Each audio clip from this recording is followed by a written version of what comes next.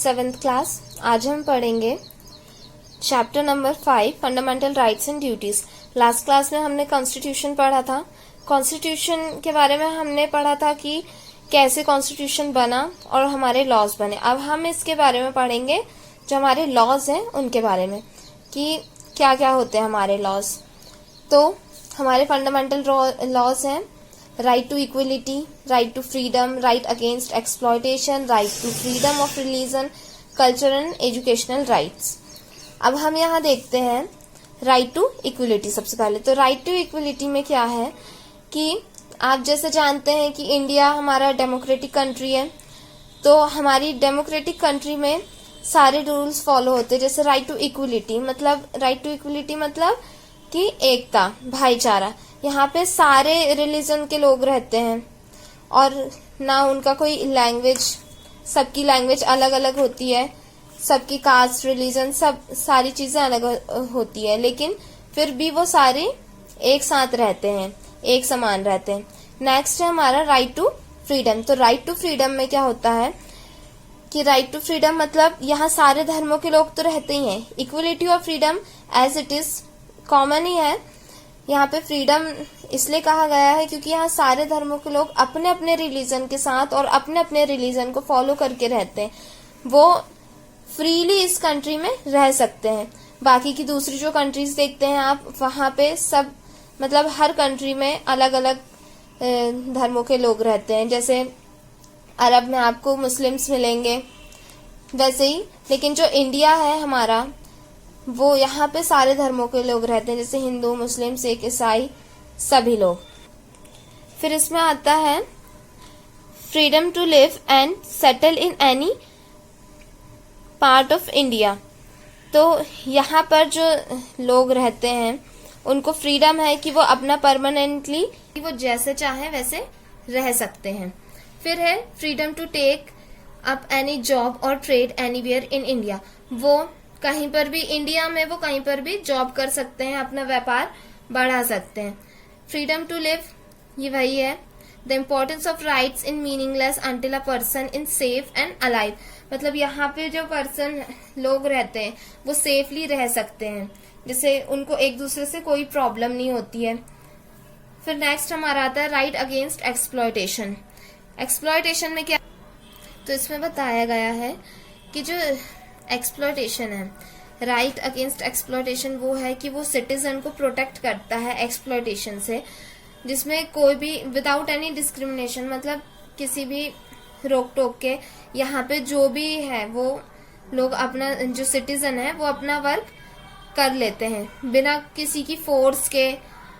उनको अगर वो जो चाहे वो कर सकते हैं। जैसे कि हमारी कंट्री में सबसे ज्यादा लेबर होते हैं, जैसे bonded labour of any form is illegal because the labourer is force to work for the zamindar which is an exploitation. जैसे यहाँ पे जो लेबर रहते हैं, मजदूर जिनको कहा जाता है, वो बिना किसी के दबाव के उससे अपना काम कर सकते हैं।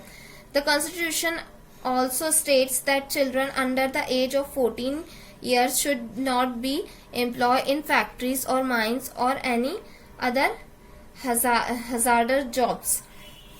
जैसे यहाँ पे जो 14 साल तक के जो बच्चे रहते हैं उनको जॉब के लिए उनको कभी फोर्स नहीं किया जाता है। चाइल्ड लेबर जिसको कहा जाता है कि बच्चों को 14 साल की उम्र तक के बच्चों को जॉब करना यहाँ पे कानूनी अपराध कहलाता है। फिर है right to freedom of religion. Right to freedom of religion वो है जहाँ पे आप, रिलीजन मतलब तो आप जानते ही हैं कि धर्म, सारे धर्मों के लोग एक साथ रहते हैं, उनको अपने अपना अधिकार है अपने अपने धर्मों के साथ रहने का। Cultural and educational rights. Cultural and educational rights वो होते हैं, तो इसमें आता है जैसे माइनॉरिटी बेस्ड ऑन रिलीजन और language have the right to open educational institute. जैसे कि यहाँ आप देखते हैं बच्चों को स्कॉलरशिप मिलती है जो भी कास्ट के हिसाब से, जैसे ST, SC, OBC जो भी है उनको अपनी अपनी कास्ट के हिसाब से माइनॉरिटीज बेस्ड होती है उनकी।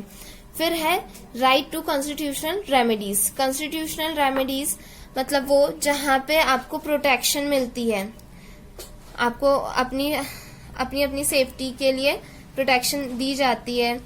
जैसे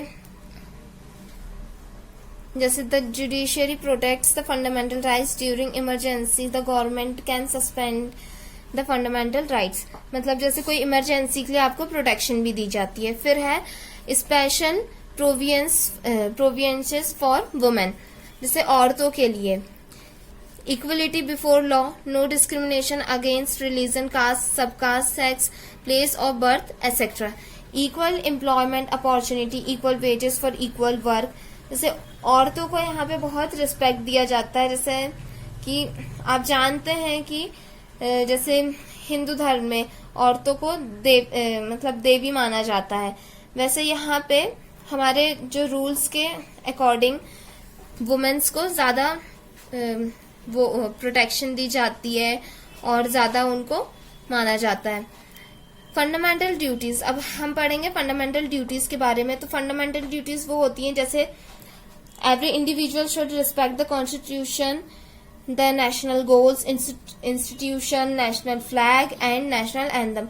यहाँ पे इंडिया में जो है, इंडिया में क्या, आप कहीं पे भी कोई भी कंट्री में रहे तो एक फंडामेंटल ड्यूटी हमारा ये होती है कि हम उस कंट्री की रिस्पेक्ट करें, उसका जो नेशनल फ्लैग है उसकी रिस्पेक्ट करें, हमारा जो नेशनल सॉन्ग होता है, नेशनल एंथम जो होता है, हम उसकी रिस्पेक्ट करें। यही हमारी फंडामेंटल ड्यूटीज में आती है। अब हम एक्सरसाइज देखेंगे इसकी। Choose the correct alternatives from the following. The constitution confirms upon the people of India, तो इसमें आएगा 6 फंडामेंटल राइट्स। कितने होते हैं इसमें? 6 फंडामेंटल राइट्स होते हैं हमारे। सेकेंड है which of the following is not correct, इनमें से कौन सा करेक्ट नहीं है। Untouchability has recognisation on caste basis, untouchability मतलब छुआछूत। थर्ड है to employ children before 14 years of age in match industry is the encroachment of which right, तो इसमें आएगा बंद कर दी थी क्या? नहीं पे। तो इसमें है right against exploitation. Which among the following is our fundamental duties?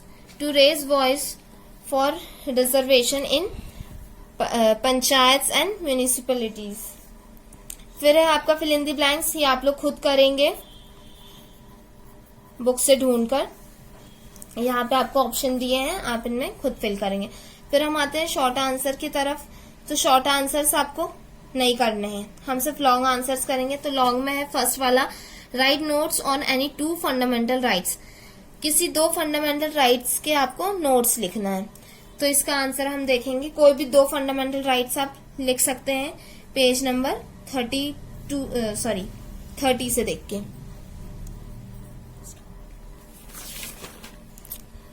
देख सकते हैं right against exploitation, right to freedom, इतने सारे राइट्स हैं। आप कोई भी 2 राइट्स के नोट्स बना सकते हैं। तो आपका ये हो गया लॉन्ग आंसर का। फिर नेक्स्ट है describe any 2 freedoms enjoy by the citizen under right to freedom. Right to freedom के अंदर कौन से 2 फ्रीडम आते हैं वो हमको लिखना है। तो इसका आंसर है पेज नंबर 30 में। ये रहा, freedom to live and settle in any part of India, freedom to take up any job और ट्रेड एनीवेयर इन इंडिया। ये हो गया आपका लॉन्ग का। ये 3 है और 2 पीछे हैं, तो आप इनमें से कोई भी लिख सकते हैं। थर्ड है आपका राइट एनी 10 फंडामेंटल ड्यूटीज। तो आपकी ये फंडामेंटल ड्यूटीज है, पेज नंबर आपको 31 और 32 में मिल जाएगा। तो इनमें से कोई सी भी आप लिख सकते हैं। ये लॉन्ग का थर्ड है, जो भी आपको शॉर्ट लगे वो आप लिख सकते हैं। यहाँ हमारा चैप्टर कंप्लीट होता है। अब हम नेक्स्ट वीडियो में नेक्स्ट चैप्टर देखेंगे। Thank you.